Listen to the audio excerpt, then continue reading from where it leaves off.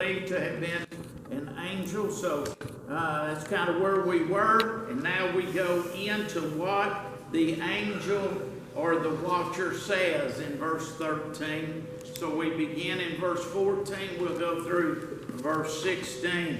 He cried aloud and said thus, okay, scholars, is that Hugh?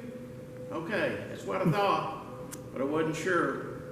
Heard a preacher one time say, ewe lamb. He called it an ewe lamb, so that could be worse. Hew down the tree and cut off his branches, shake off his leaves, and scatter his fruit. Let the beast get away from under it, and the fowls from his branches.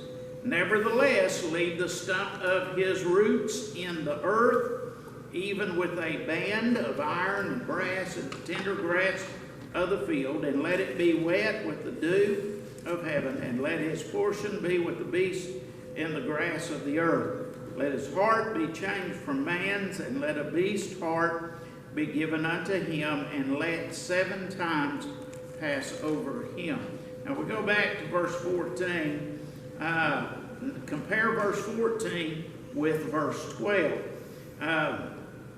The dream of Nebuchadnezzar was that there was a tree that was so large and so strong that the height reached unto heaven. Verse 13, the leaves were fair, and that doesn't mean fair like okay, it means fair like beautiful. The leaves were beautiful and very healthy, and the fruit, it was a very fruitful tree. It fed, it was meat for all, it fed for all. Beasts of the field had shadow under it. Fowls of the heaven dwelt in the boughs thereof, and all flesh was fed of it. Verse 12 shows you how bountiful it was, how strong it was, how wonderful it was. Verse 14, the watcher, the Holy One, the angel says, hew down the tree and cut off his branches, shake off the leaves and scatter his fruit. Let's first of all go back to the fact that in verse 14, it says that this watcher, or again, most people believe that's an angel, says that he cried aloud. That literally means he was crying with great strength.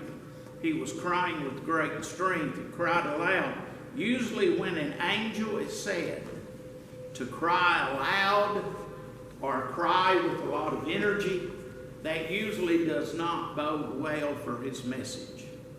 It usually means that now an angel may speak in the scripture, an angel may talk in the scripture, but when it says an angel speaks aloud, cries aloud, that usually means his message is not good. I'll give you a couple of references to that in Ezekiel chapter 9 verse 1. Not going to turn there, but Ezekiel 9 and 1. And then in the book of Revelation, several instances, and I'll go through these pretty quickly. In chapter 10 verse 3, and then in chapter 14 verses 7, 9, and 15 and 18, and then chapter 16 verse 1. All of those are verses where an angel cries aloud, and it's usually not good. So when he says that, then we can kind of know that his message is not going to be good. First of all, after we get away from that, notice the instruction is to hew down the tree. And that doesn't mean to chop it down totally and uproot it, because in just a moment he's going to say that the stump is left with the roots of it.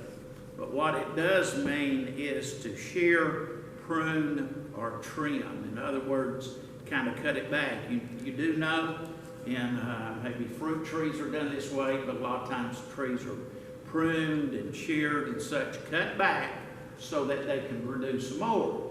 And that's basically shearing, pruning the tree is what's being talked about. In other words, it's going to lose its splendor and its apparent glory in verse 14. So he says to cut it back.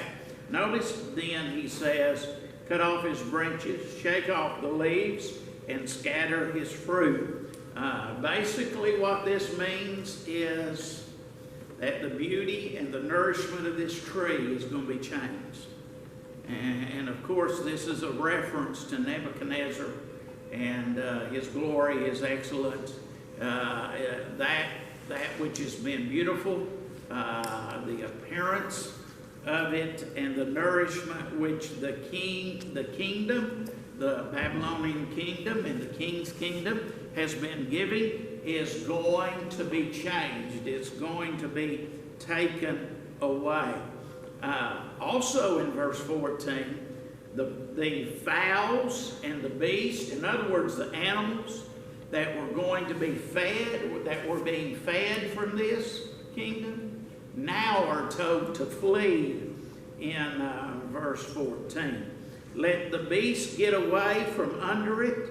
And you can kind of contrast that with verse 12 when it says the beast of the field shadow under it. Now he says get away from underneath it. And then he says the fowls from his branches. And so the fowls of the heaven, back in verse 12, dwelled in the midst of the tree on the branches and among the foliage and such. Now it's telling the fowls of the air to flee, because all the appearance of the strength that this kingdom has had is going to be taken away.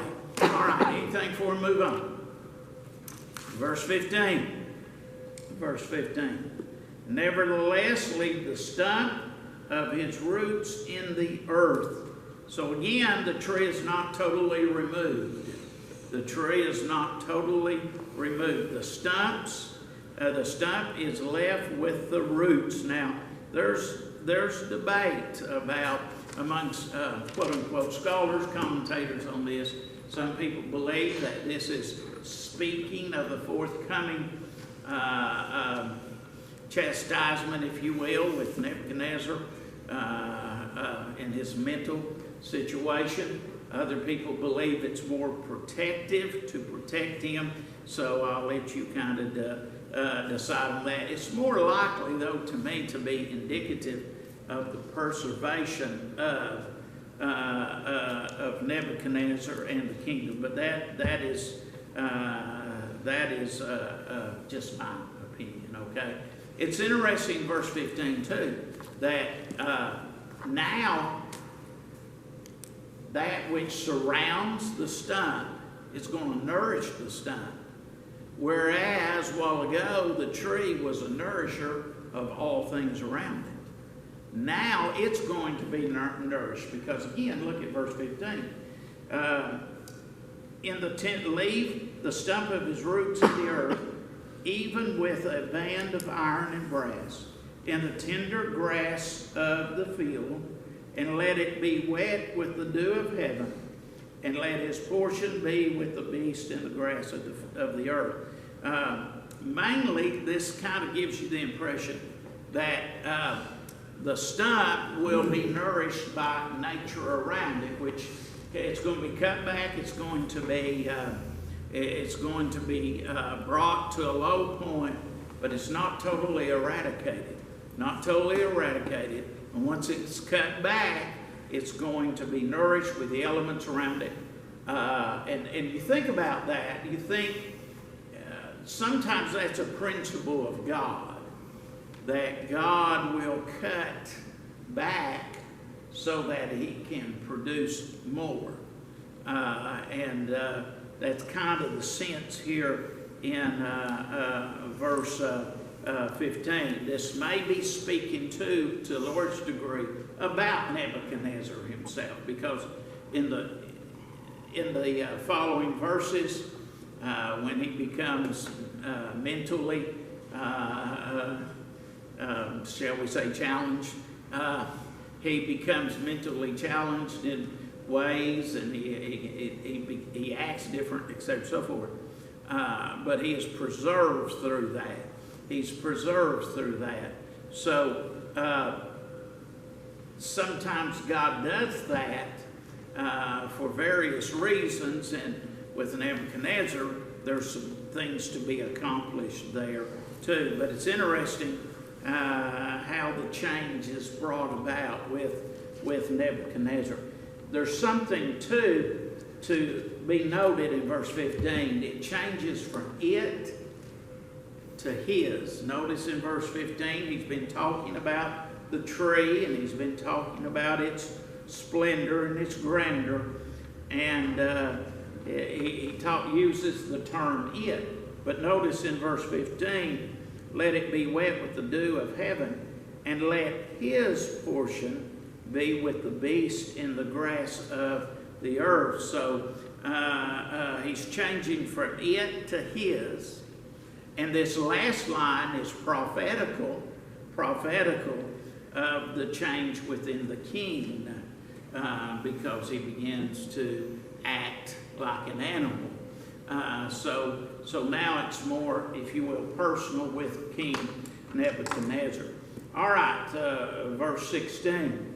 Let his heart be changed from man's, and let a beast heart be given unto him, and let 7 times pass over him. Now, observe, first of all, in verse 16, he says, let his heart change within him. So his heart changes away from that of a man to a beast. Now, there's a name. I didn't know there was a name for this, but a mental derangement of someone who thinks of themselves as being an animal. And I didn't write it down, and I couldn't pronounce it if I had written it down, so it doesn't really matter. But there is a name for it. And so Nebuchadnezzar, God is going to take him through the period, and verse 16 indicates that this will be a period of time where God's going to allow his heart to be changed, and his considerations, his view of himself, his mental stability is going to be changed from that of a man's. And again, God's going to put him through, I'm going to call it a valley. God's going to put him through a valley. I think there are probably a lot of reasons for this, but we have to remember, let's go ahead and read verse 17, then I'll come back to verse 16. This matter is by decree of the watchers, and the demand by the word of the holy ones, to the intent that the living may know that the Most High ruleth in the kingdom of men, and giveth it to whomsoever he will, and setteth up over it the basis of men. Now God's action, as a rule, and I don't want to say this authoritatively every time, but God's action usually has a lot of purposes, okay? And we are wrong to assume that whatever God does in our life is only affecting us. I understand that's how we view it much, but we are wrong to believe that whatever God does in our life is done only for us. We see in verse 17 that that is going to be done to Nebuchadnezzar is going beyond him to the people who will observe it. Not only in his kingdom, but it's going to have lasting impact. It also seems to indicate that God is doing it for Nebuchadnezzar's sake, obviously. And I don't want to get off on this, except to say it and just to mention it kind of in passing. That is this, that again, we have seen Nebuchadnezzar recognize God as being the Most High of gods. But we've also seen where he never did leave his adherence to his gods and embrace the one God in totality either. So, again, there's probably many reasons that God is going to allow this, but it has far-reaching effects. And I say that because I think it's very important for us to remember that what God chooses to do with you and I in our lives, with anyone, has far-reaching effects. Sometimes, even we as Christians, when we see God working with people who are not Christian people, we have a tendency not to learn anything from that. What we will do is we will look at that and we will say, well, you know, I'm sure glad I know the Lord. I'm sure glad that I'm a Christian because look what's happening to that person. And sometimes we don't realize that when God even works upon lost people, that he is teaching us some things that we are to learn about him. So don't ever look at what God is doing and allowing to happen in people's lives and not take lessons from it for yourselves. And then the second thing connected with that is don't ever look at God working in your life, good or bad, as you view it. Don't ever look at God working in your life and think that you're the only person involved in what God is doing. He is working in your life, and he's teaching other people. You know what? Who was it? Can't remember the guy's name. Wrote poems. He's a preacher. Preached sermons too, but he was a poet. And he had a poem. He said, "No man is an island." I think his name, it was John Donne, D-O-N-N-E. Don, anyhow. I read some of his sermons, and has some good points in the sermons, but I've not forgotten that line because the line's been quoted even when you don't remember what poem it was or who said it. But there's a lot of truth to that. We don't live unto ourselves. And no lesson that God puts into our life is just for you and I.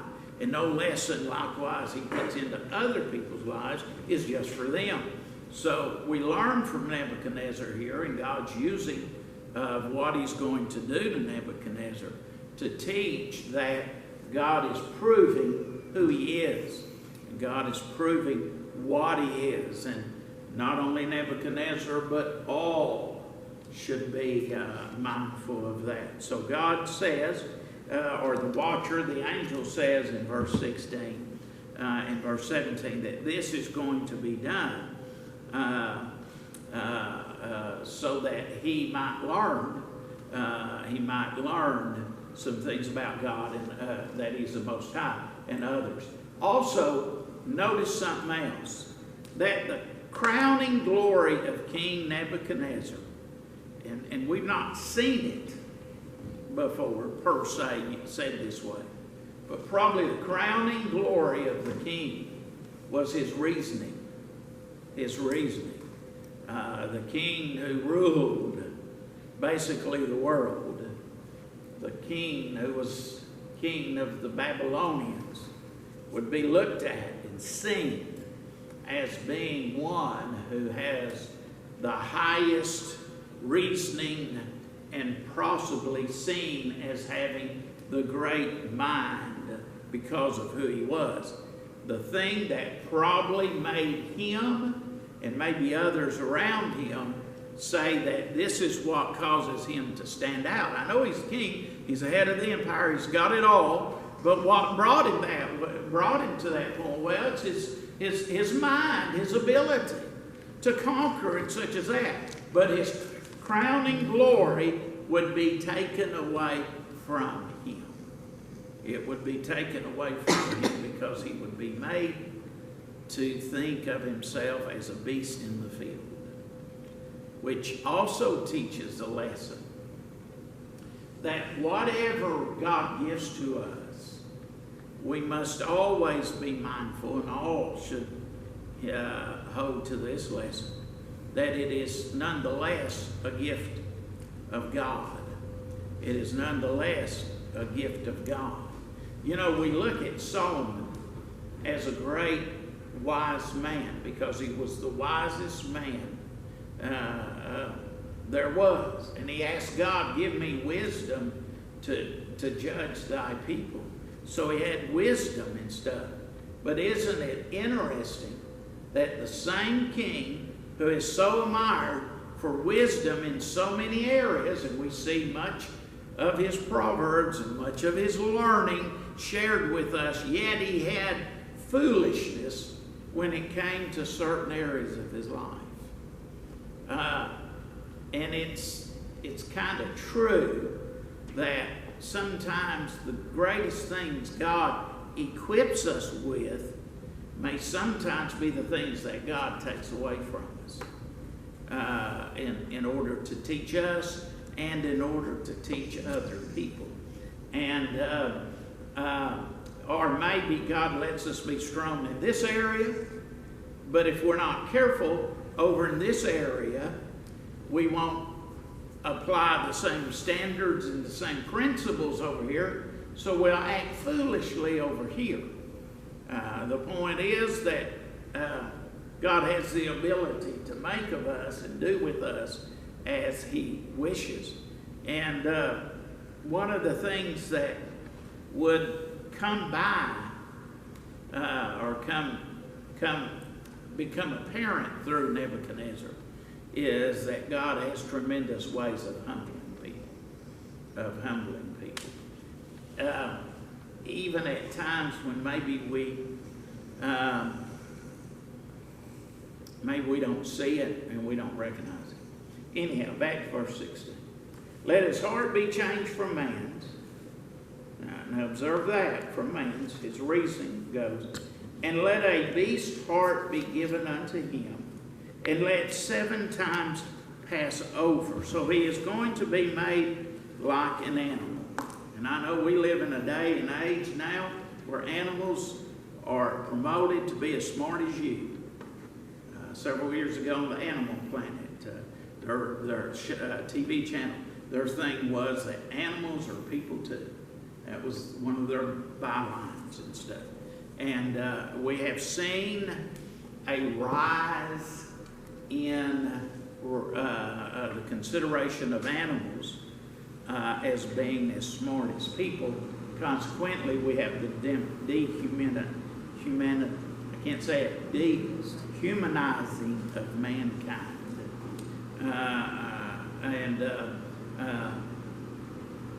Back then, though, it was certainly considered and recognized that man was higher than the animal. And so this does mean, back in those days, that he would be dehumanized because his mind and his heart would be like an animal. How long? It says 7 times. 7 times pass over him. Now, there's debate on how much is that time. It's different opinions. I think it's 7 years. I don't know that I can prove that, but I think it's pretty well 7 years. So he says, let 7 times pass over him. When God's time is done, God will be done with that teaching. And that's another thing for us to learn, is that God doesn't always, of course, you know, Nebuchadnezzar's mind's basically going to be taken from him. But God doesn't operate on our time frame. It's when the lesson is taught and the fullness of time is there, then it's time. It's time. And it's never as quick as we want it to be. I've mentioned several times that I'd like to know when the fullness of time as God saw it to send Jesus into the world, was deemed to be the fullness of time. I'm just curious as to why God said, okay, the fullness of time is complete, so Jesus, it's time to go into the world.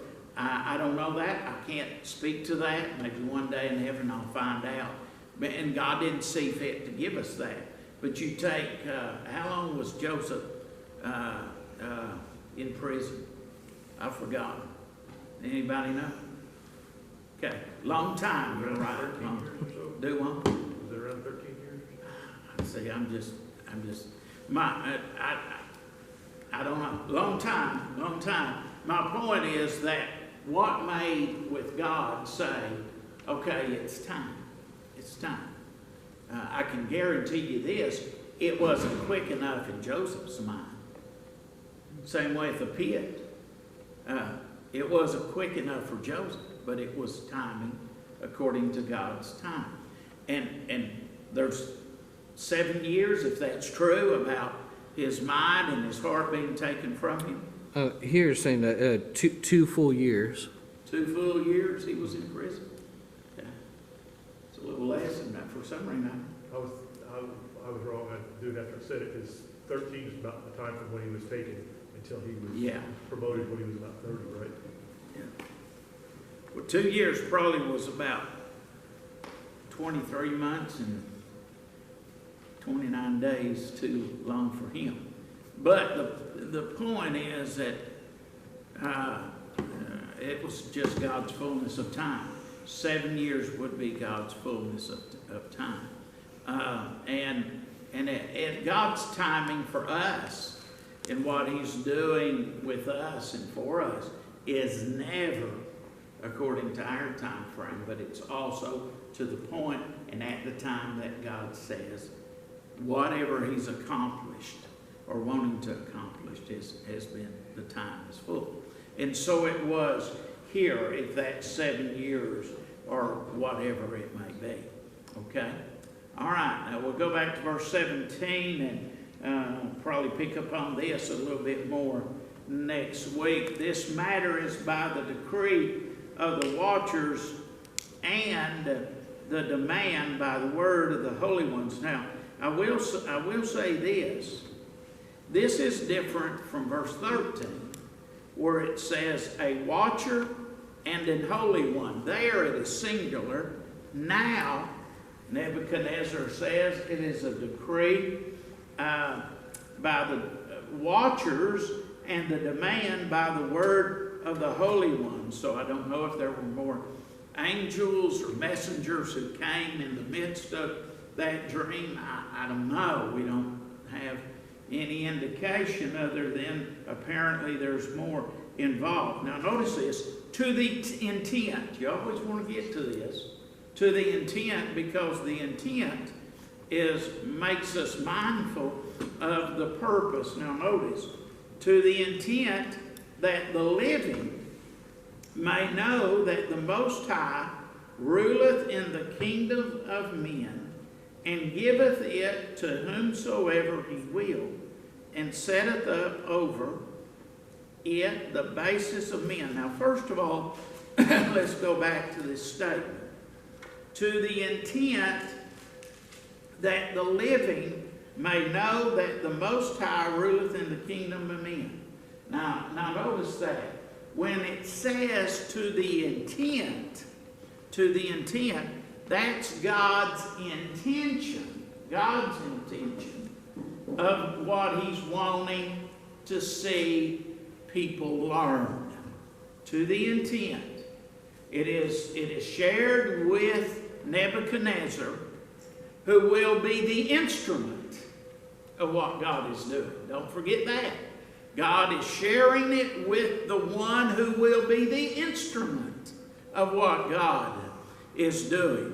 To the intent that the living, and I take by that he means the people who will observe Nebuchadnezzar's mental breakdown, if you will. That's not good terminology, but he's doing it so that those who will see this and live during this time will know that the Most High ruleth in the kingdom of men. So, again, number one,